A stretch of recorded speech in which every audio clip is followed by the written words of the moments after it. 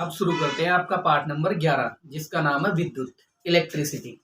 ठीक है, part number 11 नाम है विद्युत। यह आपके 7 नंबर का पार्ट है, फिजिक्स का है, काफी इंपॉर्टेंट पार्ट है। ठीक है, एक एक नंबर के आपके पास 3 प्रश्न आएंगे, एक प्रश्न आएगा 4 नंबर का। ये इंपॉर्टेंट आपको ध्यान देना है कि 4 नंबर का जो प्रश्न है वो टुकड़ों में होगा। 1+3 1+3 पिछले 2-3 सालों से ऐसे आ रहा है, 1+3 1+3। ठीक है, 1 नंबर में आपको छोटा प्रश्न देखने को मिलेगा और 3 नंबर में थोड़ा बड़ा प्रश्न होगा। ये एक ही होगा। ठीक है, एक प्रश्न एक ही होगा 4 नंबर का। आपको इसमें अथवा में भी देखने को मिलेगा, तो जो भी आपको अच्छा लगे वो आप कर देना। मैं एडवाइस दूंगा कि आप जो डेरिवेशन है उसको करें। ठीक है, क्योंकि उसमें बिल्कुल करेक्ट आपके आंसर आते हैं और आपको पूरे पूरे नंबर मिल जाते हैं। इस पार्ट से आपको डर भी बहुत लगता होगा, बाकी इजी चैप्टर अपना। ठीक है ना, पहला तो परिचय। देखिए, जहां भी आपको प्लस और माइनस दिखे वहां आप डेफिनेटली मानिए विद्युत। ठीक है, इलेक्ट्रिसिटी, क्योंकि हम कहते हैं आवेशों के प्रवाह की दर को विद्युत धारा कहते हैं। पहले आपकी परिभाषा होती है विद्युत धारा। एक एक नंबर के 3 प्रश्न आएंगे, तो विद्युत धारा का एसआई मात्रक। ठीक है, प्रदर्शित किससे करते हैं? आई से। किससे करते हैं? आई से। ठीक है, एसआई मात्रक होता है एम्पियर। विद्युत धारा को मापा किसमें जाता है? एमीटर। ठीक है ना, एमीटर को आप ए से लिखते हो गोला बन। विद्युत धारा का सूत्र होगा I बराबर Q/T। जहां T समय है, समय को आप मापते हो सेकंड में। ठीक है, Q आपका आवेश है। ठीक है, ये आपकी धारा है। धारा का मैंने मात्रक बताया एम्पियर, तो 1 एम्पियर बराबर आवेश होता है कूलाम और अपना समय होता है सेकंड। ठीक है, तो किसी परिपथ में 1 सेकंड में 1 कूलाम आवेश प्रवाहित हो रहा है, तो उत्पन्न धारा कितनी होगी? 1 एम्पियर। ठीक है ना, अपनी सेकंड परिभाषा होती है विभवांतर। विभवांतर 2 चालक तार के सिरों के बीच उत्पन्न विभवांतर या विभव कहलाता है। ठीक है, इसको V से लिखते हैं, नापते अपने वोल्ट में। ठीक है, मापने का जो यंत्र होता है उसको वोल्ट मीटर कहते हैं। उसको आप लिखते हैं V लगा के गोला बना दे। इसका सूत्र होगा V बराबर W/Q। V को आप नापते हो वोल्ट में, तो 1 वोल्ट बराबर कार्य को जूल में, ये अपने आवेश को कूलम में। तो आपको 1 वोल्ट की परिभाषा और 1 एम्पियर की परिभाषा याद रखनी है। ठीक है, अपने अगले जो सूत्र है वो देख लेते हैं।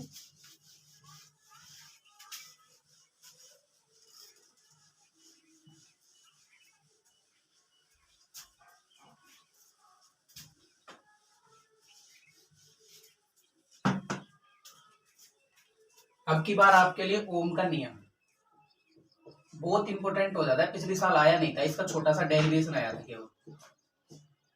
ठीक है, मैं कह रहा हूँ 3 नंबर का जो प्रश्न है उसमें 1 नंबर का डेफिनेटली ओम के नियम की, ओम के नियम का जो कथन है, या तो वो कथन आपसे पूछा जाएगा या कोई आपसे सूत्र पूछा जाएगा। ओम का नियम, इस नियम के अनुसार उत्पन्न विभवांतर प्रवाहित होने वाली धारा के समानुपाती होता है, परंतु तार का ताप समान रहना चाहिए। ठीक है, तो आप लिखेंगे ये, फिर आप एक प्रतिरोध नियतांक काम में लेंगे। ठीक है, इसको प्रतिरोध नियतांक कहते हैं। अब इस सूत्र से देखिए R बराबर क्या होगा? V/I। ठीक है, और I बराबर V/R।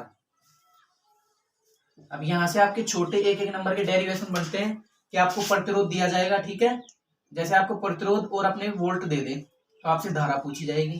ठीक है, आप धारा का सूत्र लगा दीजिए, और आपको वोल्ट और प्रतिरोध दिया जाए तो धारा का सूत्र लगाइए। आपको वोल्ट और धारा दी जाए तो आपसे प्रतिरोध निकलवाएगा। ठीक है ना, और आपको धारा और प्रतिरोध दिया जाए तो आपसे वोल्ट निकलवाया जाएगा। ठीक है, ओम के नियम का जो प्रायोगिक सत्यापन है वो भी इंपॉर्टेंट है। प्रायोगिक सत्यापन, प्रायोगिक सत्यापन और समांतर क्रम, या आप कहते हैं पार्श्व क्रम, ठीक है।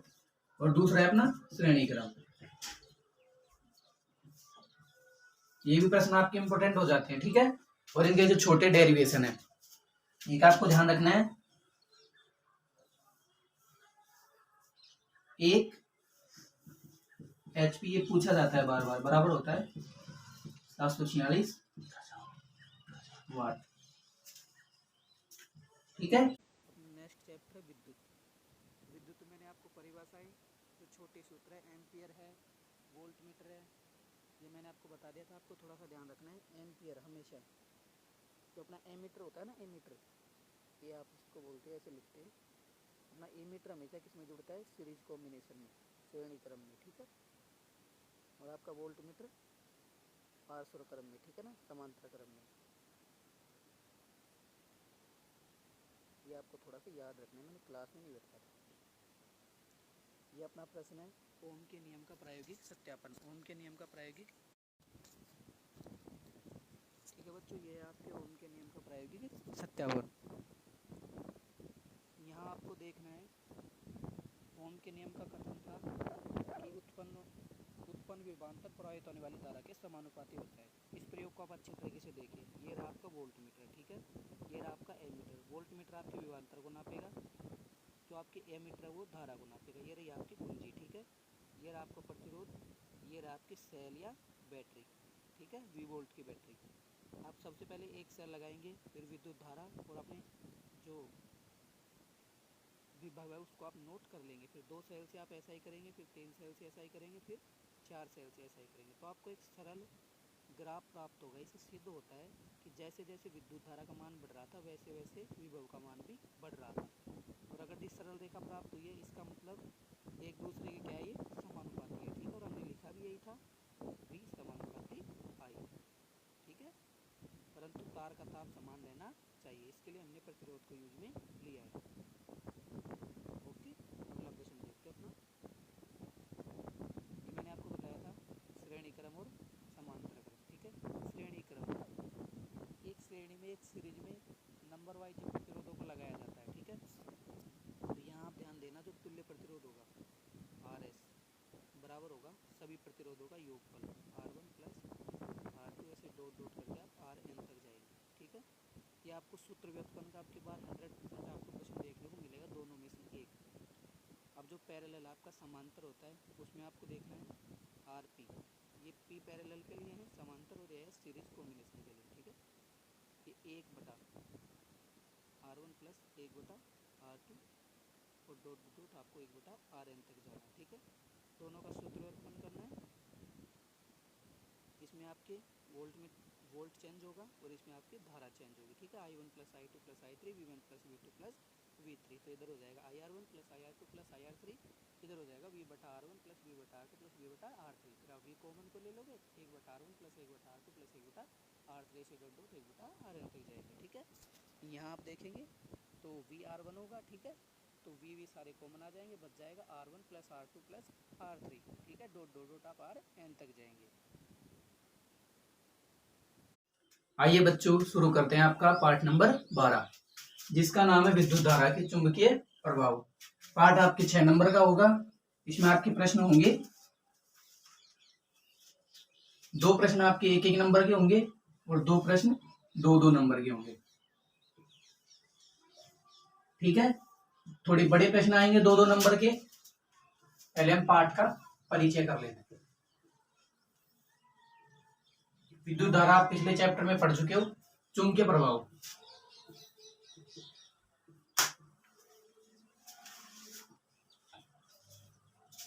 जब आप किसी परिपथ में विद्युत धारा प्रवाहित करते हो तो उसके आसपास चुंबकीय प्रभाव उत्पन्न होता है, और इसे हम क्या कहते हैं, जैसे मान लीजिए कोई धारावाही चालक है, ठीक है, तो इसे हम क्या कहते हैं, विद्युत धारा का चुंबकीय प्रभाव। बाकी अपनी सबसे इंपॉर्टेंट इस बार हो जाता है परिनालिका। विद्युत चुंबक के 1 नंबर में पूछा जा सकता है, ठीक है, परिनालिका। और मेरी रिसर्च के हिसाब से आपका दूसरा प्रश्न होगा सीधे धारावाही चालक के कारण उत्पन्न चुंबकीय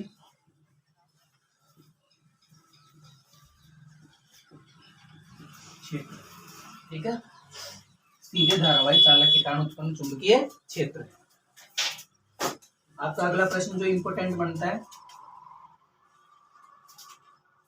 वो आपका अतिभारण व लघुपतन। ठीक है, आपको फ्यूज इस वाले चैप्टर में पढ़ना है, पिछले वाले चैप्टर में मैंने आपको बताया नहीं था ना। चौथा और अपना लास्ट प्रश्न जो घरेलू विद्युत परिपथ है, घरेलू विद्युत परिपथ, उसमें जो तीनों तार होते हैं ना, लाल काला और हरा, आपको उनके उपयोग देखने हैं, कहाँ यूज होता है। ठीक है,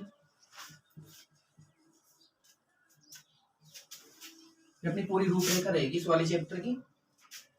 मैंने आपको परिचय पाठ का अपना करवा दिया है। परिनालिका, सीधे धारावाही चालक के कारण उत्पन्न चुंबकीय क्षेत्र चित्र सहित। ठीक है, चित्र सहित। अतिभारण व लघुपतन और फ्यूज, ये भी मैं आपको चित्र सहित, और घरेलू विद्युत परिपथ और ये तीनों तारों का उपयोग ये चित्र सहित मैं आपको व्हाइट बोर्ड पर पढ़ाता हूँ। ठीक है, नया चैप्टर शुरू करते हैं। ये अपना पाठ नंबर 12 जिसका नाम है विद्युत धारा के चुंबकीय प्रभाव। मैंने इसकी सामान्य सी जानकारी आपको दे दी थी। ये अपना सबसे इम्पोर्टेंट प्रश्न बनने वाला है इस साल के लिए। किसी सीधे धारावाही चालक के कारण उत्पन्न चुंबकीय क्षेत्र। क्या आप देखें, जब विद्युत धारा प्रवाहित होगी तो चुंबकीय क्षेत्र अपना बनेगा। ठीक है ना, ये चुंबकीय क्षेत्र रेखाएं बन रही है। ठीक है, ये जहाँ तक चुंबकीय क्षेत्र रेखाएं होंगी उसको हम क्या कहेंगे, चुंबकीय क्षेत्र। अपना दिक् सूचक है जिसमें विक्षेप से हमको पता चल जाएगा चुंबकीय क्षेत्र की कहाँ तक है, कहाँ तक हमको चुंबकीय क्षेत्र महसूस हो रहा है। ये हमने एक कार्डबोर्ड लिया है। ठीक है, अगर दी बड़ा प्रश्न आता है तो आपको सब कुछ लिखना है। हमने एक कार्डबोर्ड लिया, विद्युत धारा प्रवाहित की, थोड़ा सा आप लोहे का चूर्ण डाल सकते हो। ठीक है, ये वाला आप जरूर पढ़ के जाना, इम्पोर्टेंट है। अगला आप देख लीजिए, दोनों नियम मैंने एक ही चित्र में मेंशन कर दिए, दक्षिणास्थ अंगुष्ठ नियम और फ्लेमिंग का दक्षिणास्थ नियम।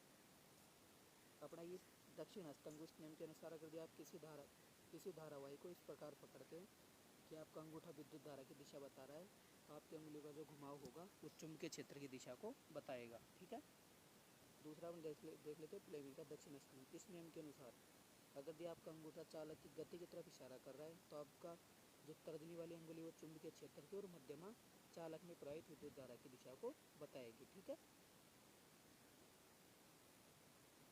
अपना नेक्स्ट प्रश्न देखते हैं। ये भी अब की बार इम्पोर्टेंट प्रश्न है, पिछली बार आ चुका है फिर भी इम्पोर्टेंट है। परिनालिका। ठीक है, क्या इम्पोर्टेंट, परिनालिका। आप इसमें विद्युत चुंबक और थोड़ा सा पढ़ के जाना, विद्युत।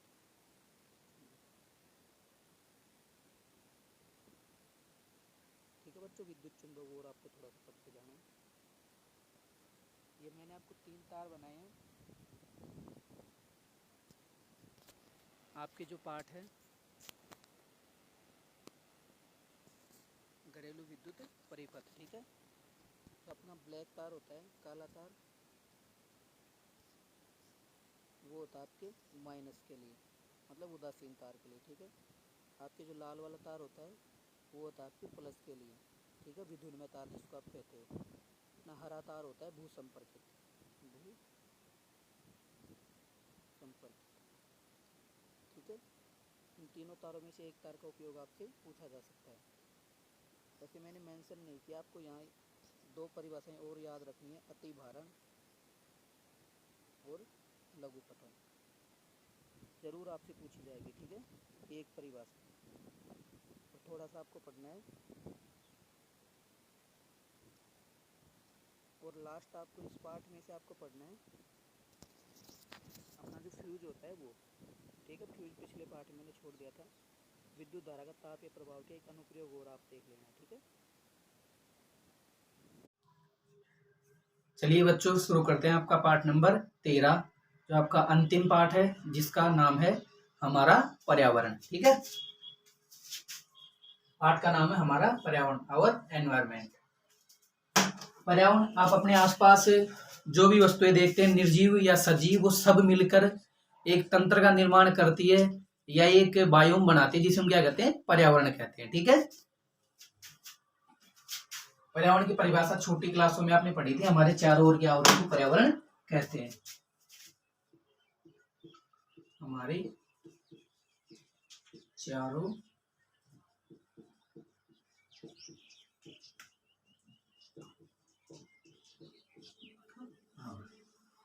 ठीक है, आपकी इसमें पहली परिभाषा है परितंत्र। ठीक है ना, ये आपका परिचय है। परितंत्र किसे कहते हैं? तो वातावरण या पर्यावरण में उपस्थित जैव तथा अजैव कारक परस्पर अनोन्य क्रियाएं करते हैं, जिससे एक तंत्र का निर्माण होता है, जिसे हम क्या कहते हैं, परितंत्र। परितंत्र का सीधा सा मतलब होता है आवास या घर। आवास या आप कह सकते हो घर। अब देखिए, चिड़िया रहती है पेड़ पर, ठीक है, तो पेड़ का भी अपना एक परितंत्र होगा। और भी जीव रहेंगे, ठीक है। मान लीजिए खेत, खेत में अपना परितंत्र होगा। कोई बगीचा, कोई जंगल, समुद्र, कोई झील, ये सब क्या होंगे, परितंत्र। ठीक है, परितंत्र दो प्रकार के होते हैं, प्राकृतिक और कृत्रिम। ये आप कह सकते हो मानव निर्मित, आर्टिफिशियल। जो प्रकृति द्वारा निर्मित होते हैं, उदाहरण पेड़ पौधे, जंगल, समुद्र। आपकी कृत्रिम में मानव निर्मित होंगे एक्वेरियम, खेत, बगीचा। एक्वेरियम को हिंदी में जलशाला कहते हैं। ठीक है, अब हमको आगे पढ़ना है।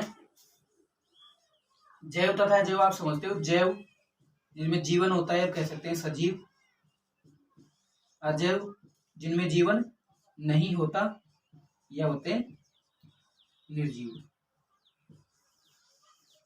अब हमको जो जैव कारक है उनकी भोजन निर्भरता पढ़नी है, एक दूसरे के लिए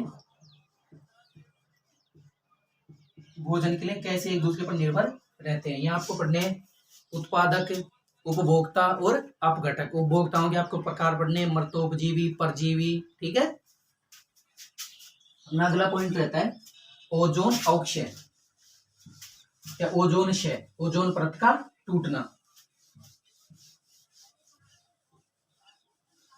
अपना अगला प्रश्न है ओजोन क्षय। ओजोन परत है क्या? अपना जो सूर्य है, ये मान लीजिए अपनी पृथ्वी है।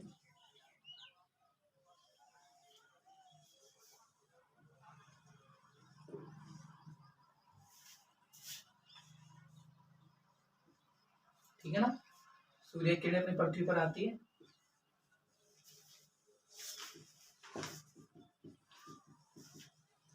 जो पराबैंगनी किरणें होती है, अल्ट्रावायलेट, जो हमको नुकसान पहुंचा सकती है, उनको रोकने का काम कौन करती है? ओजोन परत। ओजोन परत। अभी अल्ट्रावायलेट किरणें अपने लिए हानिकारक क्यों है? अगर ये किरण डायरेक्ट आएगी तो वनस्पति का विनाश, अपने पेड़ पौधे जल जाएंगे, वनस्पति विनाश। दूसरा कारण होगा त्वचा कैंसर। ये पराबैंगनी विकिरणों के नुकसान है। ठीक है, अगर ओजोन परत टूटेगी तो ये सारी बीमारियां हमारे होगी, ये सारे नुकसान होंगे। ओजोन परत कहाँ पाई जाती है? समताप मंडल में। इसकी मोटाई कितनी थी? पहले थी 4 मीटर, तो 1 मीटर घट गई, अब हो चुकी है 3 मीटर। ठीक है, यह आपको ध्यान रखना, ओजोन परत समताप मंडल में होती है। ओजोन परत का सूत्र होता है O3। ठीक है, बनती कैसे है? एक तो ऑक्सीजन का अणु और एक स्वतंत्र अणु O2 + O मिलके क्या बनाते हैं? O3। ठीक है। अकेले अपने ऑक्सीजन कहाँ से आते हैं, तो ऑक्सीजन अपने परमाणुओं में टूटती है समताप मंडल में, ठीक है ना। तो एक तो ऑक्सीजन का अणु और एक स्वतंत्र परमाणु, दोनों मिलकर क्या बना देते हैं, आपकी ओजोन, ठीक है। आपका अगला पॉइंट रहेगा ऊर्जा का प्रवाह।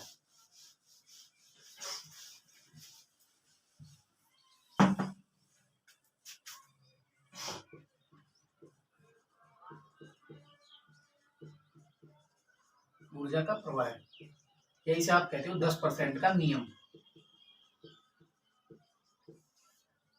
सबसे पहले जो अपने उत्पादक होते हैं हरे पेड़ पौधे,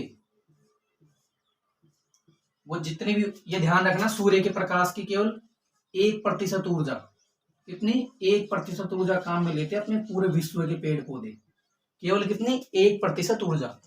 अभी 1% ऊर्जा में से ये 10% कहाँ पहुंचाएंगे, उपभोक्ताओं तक, उपभोक्ता अपघटकों तक।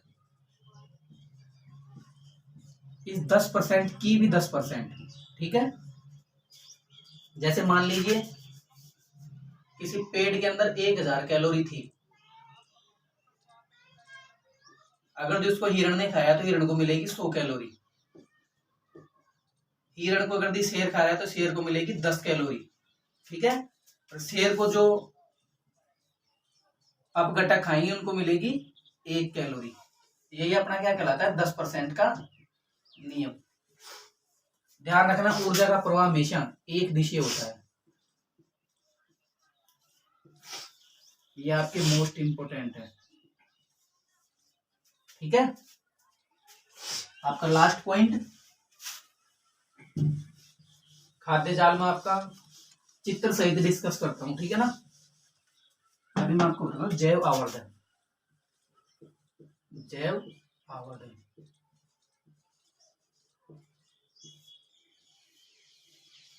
इसका मतलब है खाद्य श्रृंखला में यदि कोई रसायन प्रवेश कर जाता है तो वह उत्पादक से उपभोक्ता में, उपभोक्ता से अपघटकों में, ऐसे आगे बढ़ता रहता है। इसे हम क्या कहते हैं, जैव आवर्धन।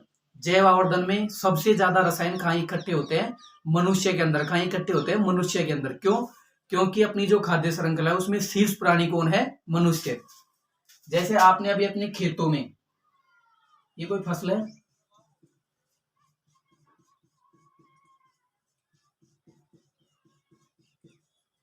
इसमें आपने कोई रसायन डाला है, ठीक है। फसल से बीजों में आ जाएगा रसायन। मान लीजिए इन बीजों को आपने डायरेक्ट रोटी बनाई और खा गए, रोटी, रसायन आपके शरीर में आ गए। दूसरा तरीका, मान लीजिए इनको आपने गाय भैंस को खिलाया तो दूध, दूध के जरिए आ जाएंगे आपके शरीर में, ठीक है। मान लीजिए इन दानों को मुर्गी खा रही है तो मांस और अंडे के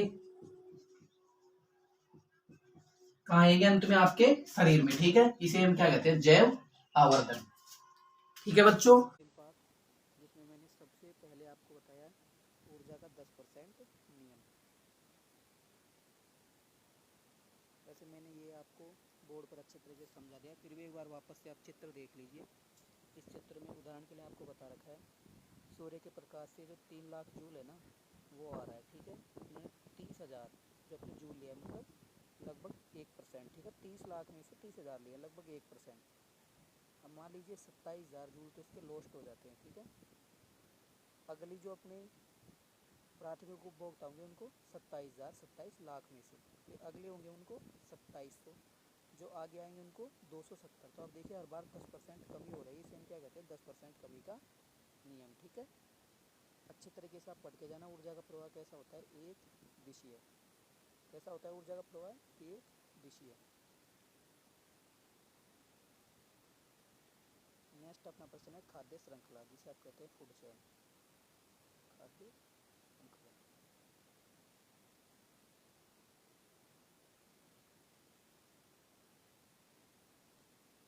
यहाँ आपको थोड़े से पोष स्तर भी पढ़ने हैं। मैंने एक छोटा सा चित्र लिया है, तो अपने घास को खाएगा टिड्डा, टिड्डे को खाएगा मेंढक, ठीक है।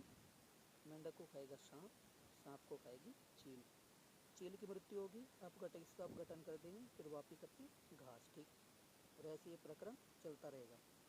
अब यहाँ देखना आपको ज़्यादा विकल्प नहीं है। टिड्डे को केवल कौन खा रहा है? मेंढक। मेंढक को केवल कौन खा रहा है? सांप। सांप को केवल बाज या चील, ठीक है। केवल एक एक विकल्प है, तो ये तो एक चैन बनी है, ठीक है। एक चैन, केवल एक श्रृंखला, इसे हम कहते हैं खाद्य श्रृंखला। नेक्स्ट आप देखिए, इम्पोर्टेंट है खाद्य जाल। खाद्य जाल, जाल आप समझते हैं जिसमें भोजन के लिए अधिक विकल्प उपस्थित होते हैं या फिर काफ़ी सारी खाद्य श्रृंखलाएं मिलकर संयुक्त रूप से एक जाल बनाती है, जिसे क्या कहते हैं? आप खाद्य जाल कहते हैं। यहाँ आप देखिए, एक ही घास को कीड़े भी खा रहे हैं, चूहा भी खा रहा है, ठीक है, खरगोश भी खा रहा है, बकरी भी खा रही है, ठीक है ना। बकरी को लोमड़ी भी खा रही है, यहाँ भेड़िया भी खा रहा है, पक्षी को सांप भी खा रहा है, ठीक है, सांप को मोर भी खा रहा है, आपके बाज भी खा रहा है। तो ऐसे कई विकल्प उपस्थित है। तो खाद्य जाल जितना कठिन होगा, अपना पर्यावरण उतना ही संतुलन में रहेगा, जितने ज़्यादा विकल्प होंगे, ठीक है ना। क्योंकि प्रत्येक जीव वातावरण में संतुलन बनाने के लिए है, ठीक है ना। सब अपना अपना रोल निभा रहा है। हम कह सकते हैं कि हर एक छोटे से छोटा और बड़े से बड़ा जीव विज्ञान के अनुसार प्रकृति के लिए उतना ही जरूरी है जितने हम जरूरी हैं, ठीक है।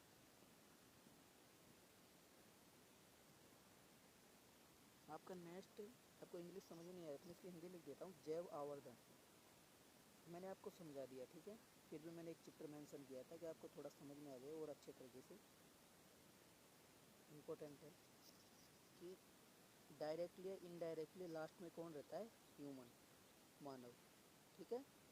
अगर यहाँ कोई बीमारी है तो बीमारी चलते चलते अंत में किसके पेट में जाएगी? किसके शरीर में जाएगी? मानव के शरीर में जाएगी। इसे हम क्या कहते हैं? जैव आवर्धन। क्या कहते हैं इसको? जैव आवर्धन, ठीक है। नेक्स्ट देख लीजिए आपके ओजोन परत। मैंने आपको जलशाला, एक्वेरियम, जो अपने परितंत्र है वो सभी समझा दिए थे। नेक्स्ट आप ओजोन परत देख लीजिए। जो मैंने आपको चित्र बना के बताया था, पर रंगीन चित्र और देखिए। यूवी अल्ट्रावायलेट जो किरणें होती हैं उनको कौन रोक रहा है? ओजोन परत, ठीक है। ये हमारी पृथ्वी, धरती माता, ठीक है ना। ये रही देखो ओजोन लेयर।